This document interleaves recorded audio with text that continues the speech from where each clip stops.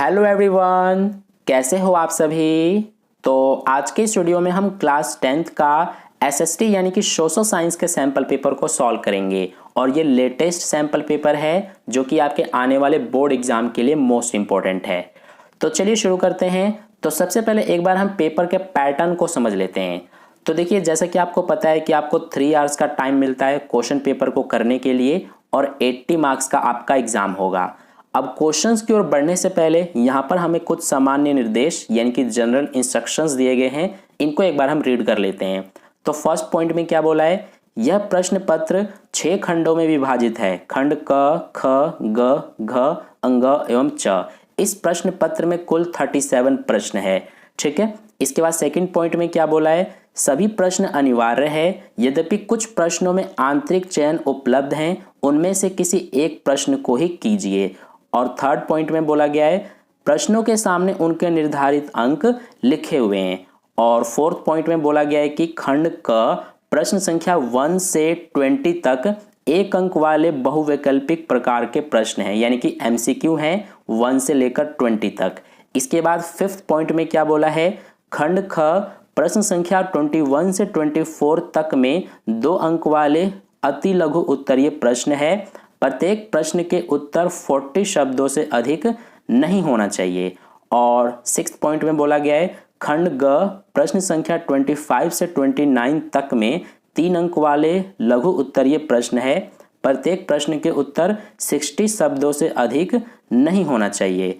और seventh point में बोला गया है कि खंड घ प्रश्न संख्या 30 से 33 तक में 5 अंक वाले दीर्घ उत्तरीय प्रश्न है। प्रत्येक प्रश्न के उत्तर 120 शब्दों से अधिक नहीं होने चाहिए। इसके बाद 8th पॉइंट में बोला है खंड अंग प्रश्न संख्या 34 से 36 तक में 4 अंक वाले केस आधारित प्रश्न है।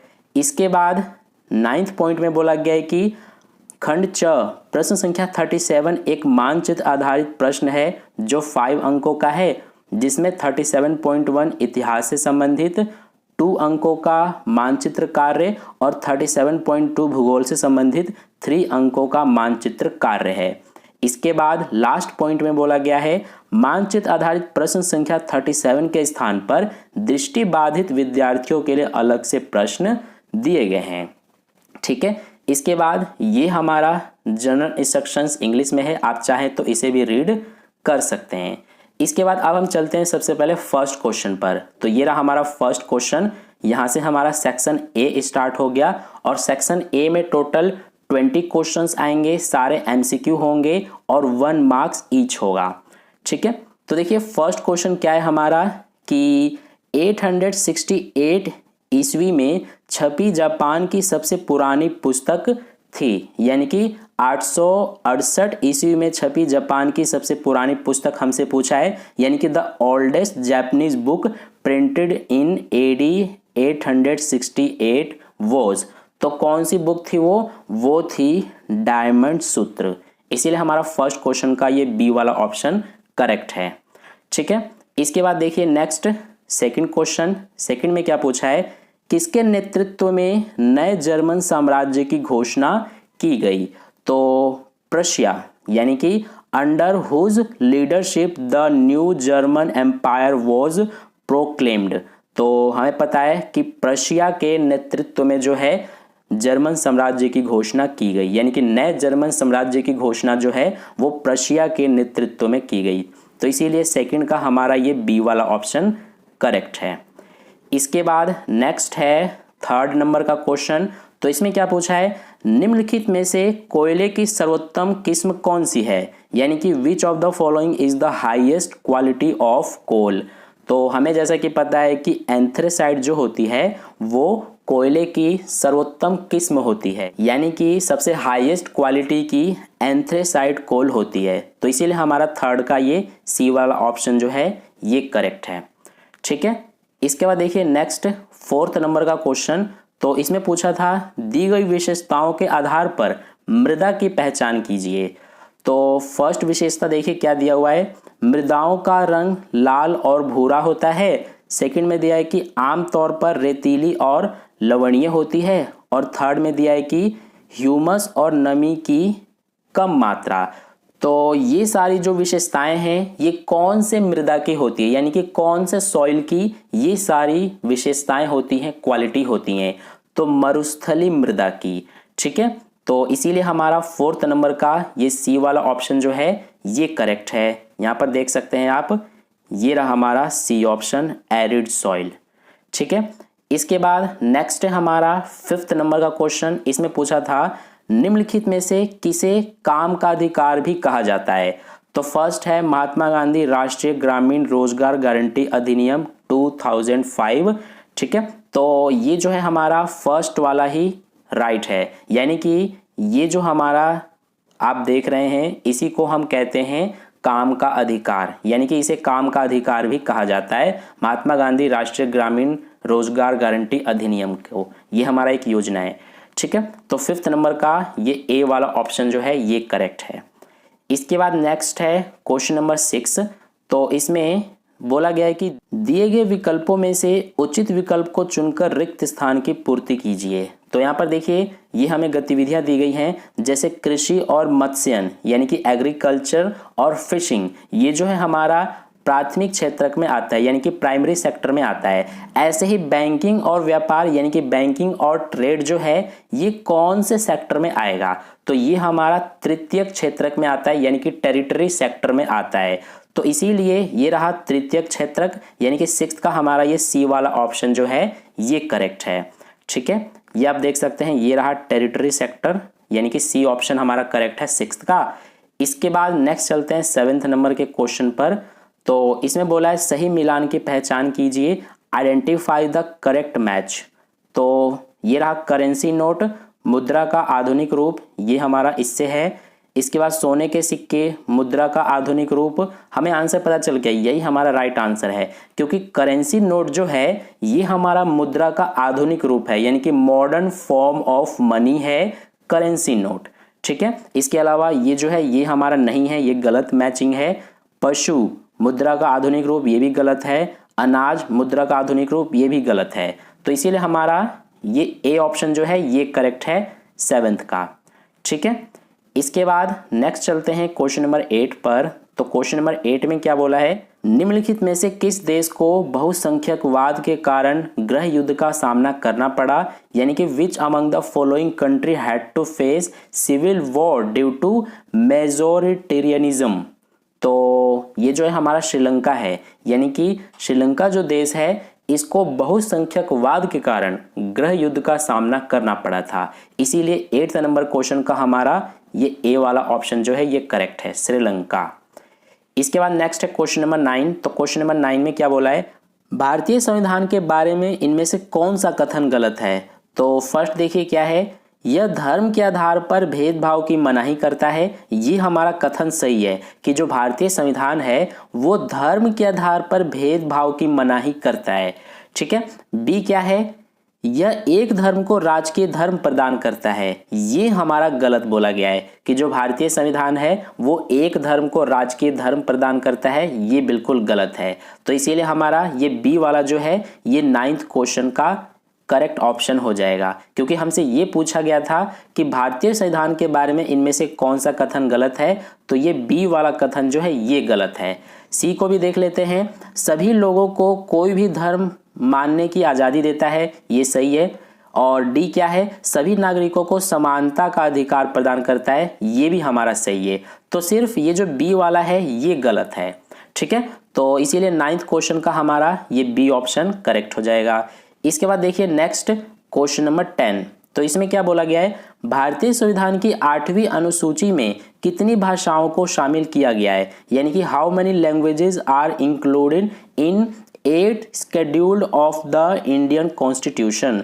तो कितनी जो भाषाएं हैं उनको 8वीं अनुसूची में शामिल किया गया है, तो 22 जो भाषाएं हैं उनको 8वीं अनुसूची में शामिल किया गया है, इसीलिए 10th नंबर के क्वेश्चन का ये डी वाला ऑप्शन हमारा करेक्ट है।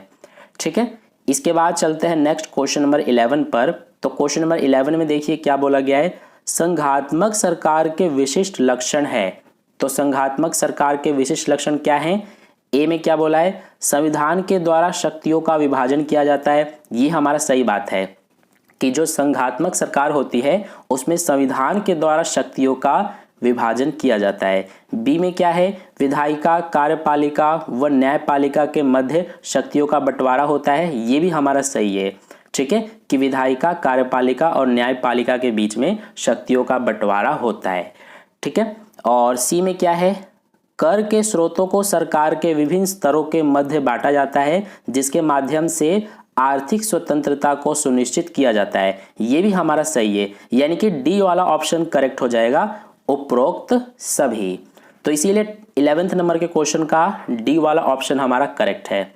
इसके बाद नेक्स्ट देखिए क्वेश्चन नंबर 12। तो क्वेश्चन नंबर 12 में क्या बोला है, निम्नलिखित में से कौन ऋण के औपचारिक स्रोतों में शामिल नहीं है। तो ये जो व्यावसायिक बैंक होता है ये हमारा जो है कमर्शियल बैंक, यानी कि ये ऋण के औपचारिक स्रोत में शामिल है, तो इसीलिए ये हमारा आंसर नहीं हो सकता। बी जो है सहकारी समितियां यानी कि कोऑपरेटिव जो होते हैं, तो ये भी हमारा ऋण के जो औपचारिक स्रोत होते हैं उसमें ये भी आता है, ठीक है। सी जो है ग्रामीण बैंक, तो ग्रामीण बैंक यानी कि ये हमारा ग्रामीण बैंक जो है ये भी ऋण के औपचारिक स्रोत में शामिल है, ठीक है। तो इसीलिए ये कौन सा बचा, साहूकार, तो ये जो है ये हमारा ऋण के औपचारिक स्रोत में शामिल नहीं होता है। तो इसीलिए 12वें नंबर के क्वेश्चन का ये डी वाला ऑप्शन करेक्ट हो जाएगा, यानी कि मनी लेंडर्स। इसके बाद नेक्स्ट चलते हैं क्वेश्चन नंबर 13 पर। तो क्वेश्चन नंबर 13 में बोला गया है, यहाँ पर हमें नीचे दिए गए प्रश्न में दो कथन, एक संकल्पना स और दूसरा कारण क दिए गए हैं। इन कथनों को पढ़िए और सही विकल्प का चयन कीजिए। तो पहला देखिए, संकल्पना हमें क्या दिया हुआ है, छपाई खाने की संख्या में वृद्धि के साथ साथ पुस्तक उत्पादन में वृद्धि हुई। तो ये हमारा सही है बिल्कुल, कि जैसे जैसे छपाई खाने की संख्या में वृद्धि हुई उसके साथ साथ जो पुस्तक उत्पादन है यानी कि पुस्तक जो छप रहे थे उनकी संख्या में भी वृद्धि हुई। तो इसीलिए ये जो संकल्पना है ये हमारा सही है। कारण में क्या बोला है, योहान गुटेनबर्ग ने प्रिंटिंग प्रेस का आविष्कार किया। तो ये भी हमारा सही है कि जो योहान गुटेनबर्ग थे उन्होंने ही प्रिंटिंग प्रेस का आविष्कार किया था। तो इसीलिए ये कारण भी सही है हमारा और जो संकल्पना है ये भी सही है। और ये जो संकल्पना है इसकी ये कारण सही व्याख्या भी है, यानी कि आप इस तरह से समझ सकते हैं कि जो हमारा ये छपाई खाने की संख्या में वृद्धि हुई तो ये क्यों हुई, क्योंकि योहान गुटेनबर्ग ने प्रिंटिंग प्रेस का आविष्कार किया था। अगर प्रिंटिंग प्रेस का आविष्कार नहीं किया गया होता तो छपाई खाने तो बनते ही नहीं, और अगर छपाई खाने नहीं बनते तो पुस्तक जो है पुस्तक उत्पादन भी नहीं होता। तो इसीलिए हमारा ये जो संकल्पना है ये इस कारण जो दिया गया है इसी के कारण ये संकल्पना जो है ये सही है। तो इसीलिए हम इस तरह से कह सकते हैं कि संकल्पना स और कारण क दोनों सही हैं एवं कारण संकल्पना की सही व्याख्या भी है। तो इसीलिए इस 13 नंबर के क्वेश्चन का ए ऑप्शन जो है ये करेक्ट है, ठीक है। इसके बाद नेक्स्ट देखिए क्वेश्चन नंबर 14। ये रहा क्वेश्चन नंबर 14। तो इसमें भी हमें ये संकल्पना और ये कारण दिया हुआ है। इसमें क्या बोला है, संकल्पना में जवाहरलाल नेहरू ने बांधों को आधुनिक भारत के मंदिर कहा था। तो ये सही बात है कि जो जवाहरलाल नेहरू थे उन्होंने बांधों को आधुनिक भारत के मंदिर भी कहा था। तो इसीलिए ये संकल्पना सही है। कारण में क्या बोला है, बहुउद्देशीय नदी घाटी परियोजनाएं देश को विकास और समृद्धि के रास्ते पर ले जाती है। तो ये भी हमारा सही है कि जो बहुउद्देशीय नदी घाटी परियोजनाएं होती हैं वो देश को विकास और समृद्धि की ओर यानी कि विकास और समृद्धि के रास्ते पर ले जाती है। तो इसीलिए ये दोनों सही हैं, संकल्पना और कारण। और ये जो कारण है ये इस संकल्पना की सही व्याख्या भी है। तो इसीलिए इसमें भी हमारा ये ए ऑप्शन ही करेक्ट होगा। संकल्पना और कारण दोनों सही हैं और जो कारण है वो संकल्पना की सही व्याख्या भी है। तो इसीलिए 14 नंबर के क्वेश्चन का ए ऑप्शन हमारा करेक्ट है। इसके बाद नेक्स्ट है क्वेश्चन नंबर 15। तो क्वेश्चन नंबर 15 में देखिए संकल्पना में क्या दिया हुआ है, परिवहन, भंडारण, संचार आदि तृतीयक गतिविधियों के उदाहरण है। तो ये सही बात है हमारा कि जो परिवहन है, भंडारण है, संचार है, ये सभी कौन से सेक्टर के हैं, टेरिटरी सेक्टर के हैं सारे एग्जाम्पल्स, यानी कि तृतीयक क्षेत्र के हैं। तो इसीलिए ये हमारा सही है संकल्पना। कारण में क्या बोला है, ये गतिविधियां वस्तुओं के उत्पादन के बजाय सेवाओं का सृजन करती है। यानी कि जो टेरिटरी सेक्टर होता है उसमें जितने भी हमारे काम होते हैं, जितने भी वर्क्स होते हैं, वो सारे सर्विस यानी कि सेवा से रिलेटेड होते हैं। ठीक है, जैसे देखिए परिवहन में क्या होता है, किसी सामान का उत्पादन तो नहीं होता, इसमें सेवा दी जाती है। ठीक है, लोगों को एक जगह से दूसरे जगह पर छोड़ा जाता है यानी कि ले जाया जाता है। ये क्या है, एक तरह से सेवा है यानी कि सर्विस है। इसी तरह से संचार, भंडारण, ये सारे क्या हैं, सेवा हैं। ठीक है, तो इसीलिए ये कारण भी सही है और संकल्पना भी सही है, और ये जो कारण है ये इस संकल्पना की सही व्याख्या भी है। तो इसीलिए इसमें भी हमारा ए ऑप्शन जो है यही करेक्ट है 15 नंबर के क्वेश्चन का। इसके बाद नेक्स्ट है क्वेश्चन नंबर 16। तो इसमें क्या बोला गया है, देखिए संकल्पना में कि भारत में महिलाओं की साक्षरता दर पुरुषों की अपेक्षा कम है। ये सही बात है हमारा। और कारण में क्या बोला है, भारतीय समाज अभी भी पितृ प्रधान है। ये भी सही है। यानी कि पितृ प्रधान का मतलब क्या है कि भारतीय समाज में जितनी फैमिलीज हैं उनमें जो घर का लीडर होता है, घर का जो मुखिया होता है, गार्जियन जो होता है, वो पिता ही होता है। ठीक है, तो इसीलिए इसी को पितृ प्रधान कहा जाता है। यानी कि ये जो संकल्पना और कारण है ये दोनों हमारे सही हैं, और ये जो कारण है ये इस संकल्पना की सही व्याख्या भी है। ठीक है, यानी कि भारतीय समाज अभी भी पितृ प्रधान है, तो इसीलिए भारत में महिलाओं की साक्षरता दर पुरुषों की अपेक्षा कम है। यानी कि इसका कारण जो है ये यही है। ठीक है, तो इसीलिए हमारा 16 नंबर के क्वेश्चन का भी ए ऑप्शन ही करेक्ट है। इसके बाद नेक्स्ट चलते हैं क्वेश्चन नंबर 17 पर। तो क्वेश्चन नंबर 17 देखिए, इसमें बोला है कि निम्नलिखित में से कौन सी भारतीय बहुराष्ट्रीय कंपनी है। तो टाटा मोटर्स ये भारतीय बहुराष्ट्रीय कंपनी है, यानी कि इंडियन मल्टीनेशनल कंपनी है ये। और इन्फोसिस ये भी इंडियन मल्टीनेशनल कंपनी ही है। और रेनबैक्सी ये भी है। यानी कि तीनों हमारे इंडियन मल्टीनेशनल कंपनी है, यानी कि भारतीय बहुराष्ट्रीय कंपनी। तो देखिए डी ऑप्शन में हमें दिया हुआ है सभी, फर्स्ट, सेकंड और थर्ड। तो इसीलिए 17 नंबर के क्वेश्चन का हमारा ये डी वाला ऑप्शन करेक्ट है। ठीक है, इसके बाद नेक्स्ट चलते हैं क्वेश्चन नंबर 18 पर। इसमें बोला गया है कि निम्नलिखित में से कौन सा राजनीतिक दल का कार्य है। तो पहला है सरकार बनाना, ये राजनीतिक दल का कार्य है, यानी कि जो पॉलिटिकल पार्टीज होती हैं उनका कार्य होता है ये सरकार बनाना। इसके अलावा चुनाव लड़ना ये भी उनका कार्य होता है। इसके अलावा जनमत निर्माण ये भी उनका कार्य होता है। यानी कि ये तीनों जो हैं ये किसी भी पॉलिटिकल पार्टी का, राजनीतिक दल का कार्य होता है। इसीलिए डी वाला ऑप्शन हम करेक्ट करेंगे, यानी कि 18 नंबर क्वेश्चन का डी वाला ऑप्शन हमारा करेक्ट है। ठीक है, इसके बाद नेक्स्ट है क्वेश्चन नंबर 19। इसमें बोला गया है निर्वाचित संस्थाओं में महिलाओं के लिए कानूनी रूप से एक उचित हिस्सा देने का तरीका क्या हो सकता है। तो उन्हें निर्वाचित संस्थाओं में मनोनीत कर दिया जाए, ये हमारा उचित तरीका नहीं हो सकता। क्वेश्चन का मतलब क्या है कि निर्वाचित संस्थाओं में महिलाओं के लिए कानूनी रूप से एक उचित हिस्सा देने का तरीका इन चारों में से कौन सा हो सकता है। तो उन्हें निर्वाचित संस्थाओं में मनोनीत कर दिया जाए, ये तो नहीं हो सकता, यानी कि ये गलत है। बी में क्या है, निर्वाचित संस्थाओं में उनका प्रवेश प्रतिबंधित कर दिया जाए, ये भी हमारा गलत है। यानी कि इससे भी ये जो बोला गया है, यानी कि ये जो हमारा पर्पज़ है ये कंप्लीट नहीं हो सकता बी वाले ऑप्शन से भी। सी में देखिए निर्वाचित संस्थाओं में जाने के लिए उनको प्रशिक्षण दिया जाए, ये भी हमारा नहीं हो सकता सही। डी में क्या है, निर्वाचित संस्थाओं में एक निश्चित प्रतिशत पद महिलाओं के लिए आरक्षित कर दिया जाए, ये हमारा करेक्ट हो जाएगा। क्योंकि अगर हम निर्वाचित संस्थाओं में एक निश्चित प्रतिशत जब फिक्स कर देंगे महिलाओं के लिए, तो उसमें सिर्फ महिलाएं ही आएंगी। तो इससे जो है महिलाओं के लिए कानूनी रूप से एक उचित हिस्सा देने का तरीका ये हमारा बिल्कुल सही हो जाएगा। इसीलिए 19 नंबर के क्वेश्चन का ये डी वाला ऑप्शन करेक्ट हो जाएगा। इसके बाद नेक्स्ट है क्वेश्चन नंबर 20। इसमें बोला गया है लोकतंत्र के मूल्यांकन के संदर्भ में निम्नलिखित में से क्या लोकतांत्रिक व्यवस्थाओं के अनुरूप नहीं है। तो स्वतंत्र और निष्पक्ष चुनाव ये हमारा जो है ये तो सही है। व्यक्ति की गरिमा ये भी सही है।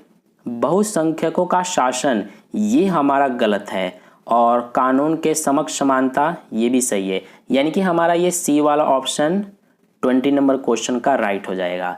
ठीक है, तो इस तरह से हमारा ये जितने भी MCQ थे 1 से लेकर 20 तक इनको हमने कंप्लीट कर लिया है। इसके बाद क्वेश्चन नंबर 21 से हमारा सेक्शन बी स्टार्ट हो जाता है और ये हमारा जो है ये 2 मार्क्स का क्वेश्चन है। तो यहाँ से हम नेक्स्ट वीडियो में कर लेंगे। आई होप आपको इतना अच्छे समझ में आ गया है। और ये जो सैम्पल पेपर है इसका PDF मैं आपको टेलीग्राम ग्रुप पर सेंड कर दूंगा, वहाँ से डाउनलोड करके और ये जो हमारा सैम्पल पेपर है इसको आप और अच्छे से रीड कर सकते हैं। ठीक है, तो मिलते हैं फिर नेक्स्ट वीडियो में। अगर आपको ये वीडियो अच्छा लगा है तो वीडियो को एक लाइक ज़रूर कर देना और अपने दोस्तों के साथ भी ज़रूर शेयर कर देना ताकि उन्हें भी इससे बेनिफिट मिले। और अगर आपने अभी तक चैनल को सब्सक्राइब नहीं किया है तो चैनल को सब्सक्राइब करके साइड में जो बेल आइकन आता है उस पर ऑल पे क्लिक कर लेना ताकि नेक्स्ट वीडियो जैसी अपलोड की जाए उसका नोटिफिकेशन सबसे पहले आप तक पहुंच जाए। तो फिर मिलते हैं नेक्स्ट वीडियो में। धन्यवाद।